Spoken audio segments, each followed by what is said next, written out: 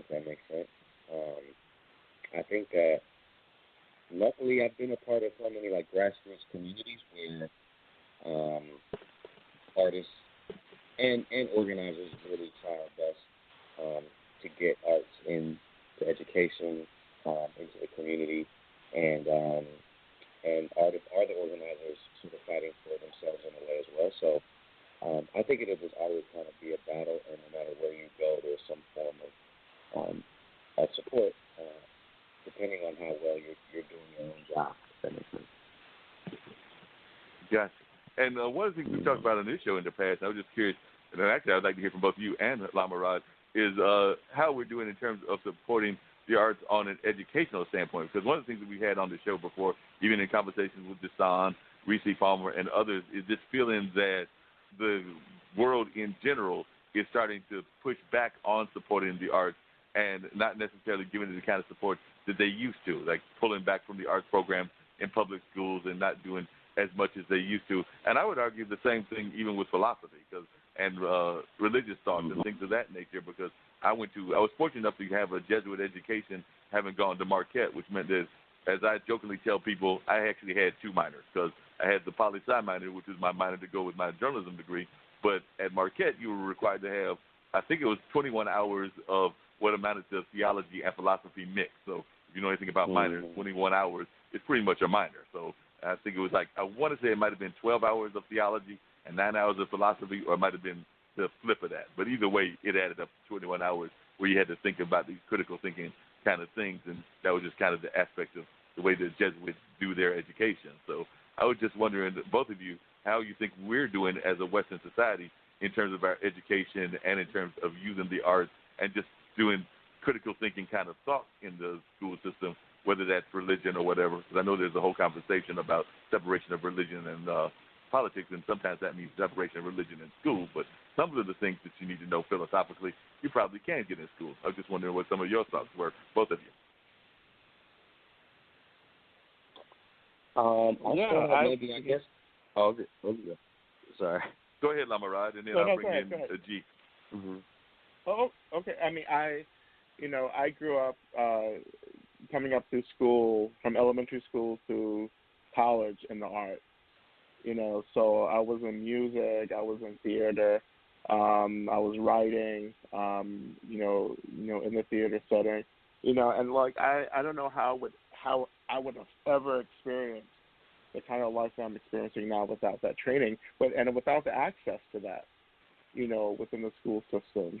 And I think right now what I'm seeing, particularly kind of through my lens, working with a lot of educators, like bringing contemplative work into the classroom, it's that we're losing in many ways like the importance of arts education. It's not as generative and productive as some of the work around science and math or the STEM, some of the STEM subjects, and I'm just really interested in like restoring kind of a really balanced, holistic education in the public school system, not just with the arts and sciences and math, but also with like physical education, with education around philosophy and ethics and government, so that we can really be informed about our lives and have really, access to everything that we have access in order to be our full selves and our best selves. So, the art is incredibly important. Yeah. And G, did you have anything you want to add to that? Yeah, I'd piggyback off of that as well. Like, not just the arts is kind of an easy answer of like, based on what I've heard from folks that are on the ground, is like, yes, we definitely need support in the arts and education, but piggybacking off of what was just said, just like greater than that, physical education, and greater than that, just our general approach to education and how we're trying to support young people in thinking critically and thinking for themselves, and sort of like a better moral foundation, and I think just a general approach to education needs to be fixed and revamped. And it's difficult for me to sort of speak on it boldly because I'm not a teacher and I'm not on the ground, and I know that it's an incredibly difficult position in the world, and so I wasn't trained in that way in the schools and going through public schools. I sort of I hated visual art after my sophomore teacher in high school, and it was like one of these classic kind of public school settings where I didn't feel I was like supported as just a young artist that wanted to experience the way I wanted to experience, and so I feel like the arts in general there needs to be focused, but I think I feel like the best stuff comes from just the grassroots movements and nonprofit organizations that kind of wiggle their way into the schools and the curriculums and after school programs. It's kind of it definitely takes everybody's help for sure. Oh yeah, definitely. So I know we got some other people that will be joining the conversation as well, so I want both of y'all to stay on the line and everything. But before I let you go, G, and I might get you more than once, is there like an identity poem that you would like to share with the folks that is one of your trademark poems? I know that you have a lot of them that deal with identity, so I don't know if you got anything that you can spit off the top of your head that you would love to share. Oh, man, I wasn't prepared. I haven't spit a poem in a long time. I got to get back on it. All right. Well, hopefully you can be able to give us one of those at a later time, because we would love to have you. The audience, I'm sure, would love to hear some of the poems that you have done in the past, as well as some of your hip-hop works and things of that nature. If you think of something that really triggers during the rest of the course of the conversation and feel like giving us a shared bar or two, we would love to hear it. But otherwise, we'll just keep things moving along. But, I would love hearing all the times that you do the poems, particularly those that deal around identity and things of that nature. Yes, sir. Yes, sir. Yes, sir. Sorry about that, man. But hopefully folks can come out to Hayti on July 31st. It's going to be all the dopest MCs from the Triangle spitting a cappella. Hopefully folks can make it out. And tell people about that show on the 31st. And also, if you want to, if you can share if you had any experiences, because I know that you definitely dealt with Pierce, which means that you might have had dealings with his dad and everything, who, as I mentioned at the beginning, we unfortunately lost recently. But if you want to share any of that experience, as well as just your experience of what the show is going to be, share that with us. We would love to hear that.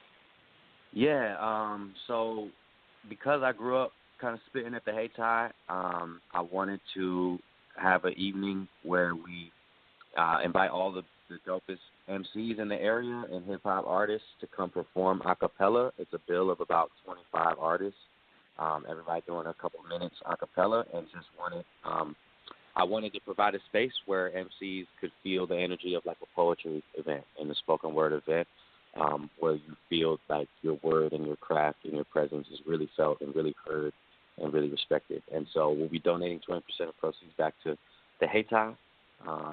There's going to be the Valley Rockers and some trumpers as well. It should be a really awesome event. And Pierce Freeline is on the bill as well. We're trying to get confirmation to see if Ms. Nina can join along as well.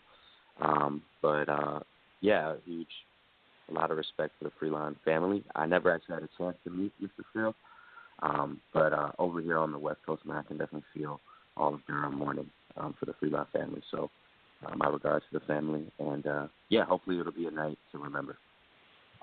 Definitely. I'm sure there will be a night to remember. Hopefully you can stay on the line here. We do have some other callers that are going to be joining us, a lot dealing with stuff that you may be interested in as well. So as long as you can stay on the line, we'd appreciate it. And, Dean, who else we got on?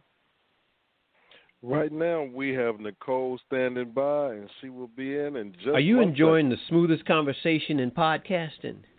Straight Talk with Dean and Mark. Hi, this is DJ Smooth Jazz, syndicated radio host and co-owner of Portfolio Group LLC, your smooth jazz lifestyle and entertainment group with offices in Durham, North Carolina. Portfolio Group LLC specializes in promoting the lifestyle of smooth jazz listeners with the promotion of smooth jazz events and the distribution of African American owned wines. For more information, portfoliogroup.llc.com, or you can swing by my secondary site, djsmoothjazz.com. Now back to Straight Talk with Dean and Mark. Okay, Nicole, welcome to Straight Talk with Dean and Mark. Thanks for holding. You are now on the line. Hey guys, Nicole, what's I'm going so on? hey, not much. Hey. Nicole, I'm so glad you could join us. And we've actually got G had to get off the line, one of our talented poets that's out in the West Coast now, but originally from the Durham area and has been involved with sacrificial poets and things of that nature. But we do still have Lama Rod on. And part of what you do, I think Lama Rod will really be impressed with, because Lama Rod is a Buddhist practitioner and things of that nature. But I know that you are into real estate, but also interior design. But part of what you do with your interior design is trying to make sure that the house has like a little bit of unity to it, like a little bit of that you are connected to your house. And the house isn't just like an empty space as a lot of people treat their house, and that it actually is connected to you and reflects your personality. Because I also know that you're very much into the whole Myers Briggs kind of studies and things of that nature. And after I read that, I actually went and did my Myers Briggs test, because I couldn't remember what they were going to say I was. So I actually went and did the test, and it came out to me as being a campaigner. I think it's the label that they gave me and everything, which as much as I do, I can see that. It says your personality is campaigner, and it said 60% extroverted, 60% intuitive, 44%, 56% feeling, so intuitive versus observant, extroverted versus introverted, and I think I came out as 55% feeling on the nature part of it, and I'm trying to scale down to see what the rest of the results were. But I know that that's part of what you do with the way that you just operate houses and everything, because, it says 53% prospecting on the tactics and 68% turbulent on identity, which actually that kind of surprised me, but it was a choice between assertive and turbulent. So it came out 68% turbulent. So that's the way I came out, was on that particular test. It gave me an ENFP-T. Yep. And that they labeled as a campaigner. The campaigner, that's what some of our politicians are. I think Barack Obama might be an ENFP, if I remember correctly. Wow. Pardon? So I've got the same personality type as Barack Obama. Who knew? There you go. Well, it's so much of it goes to how we process information, right? We look at it as our relationships with work, right? Every company gives us this test to figure out who we're going to work with and to better understand us. But I think a lot of people don't understand that this also affects not just how you interact with other people, but also how you interact in your home. And, yeah, I'm all about the individuality in our house, because I feel like this is your most sacred space. This is your country. This is your culture. And we so easily are subjected to trends and to styles that we see on TV or in the shopping mall, that we basically erase ourselves from our own houses. And I want to put us back in our own house, and I want to take it further than that. I want to figure out, like, how do we find a house that suits our needs by function, and then how do we decorate it and design it so it also reflects who we are and who our family is and supports us emotionally. So I'm like taking home to a whole new level here. Yeah, and it seems like you've definitely done that. And a lot of times, unfortunately, you're right, because like I said, I live in an apartment complex, and a lot of times people in apartment complexes are just in the houses. I've got friends that have their own houses.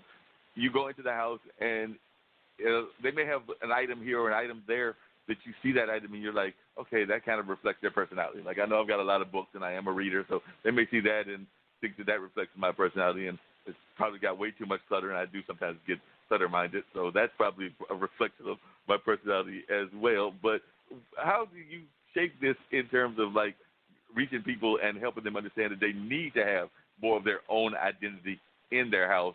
And how does that work in terms of philosophy? Because I'm thinking that probably, Lama Rod, if you're still there, does your house look like a Buddhist house? Yes. Well, I absolutely agree. It has like your living space needs to reflect who you are. I think the living space is a place that we return to in order to be revitalized, to be nourished, to be taken care of. And like you just need the stuff, you need the things, you need the colors, you need the arrangement of the space in order to meet you and offer you what you need in order to like just be out in the world. So my space is a reflection of my personality.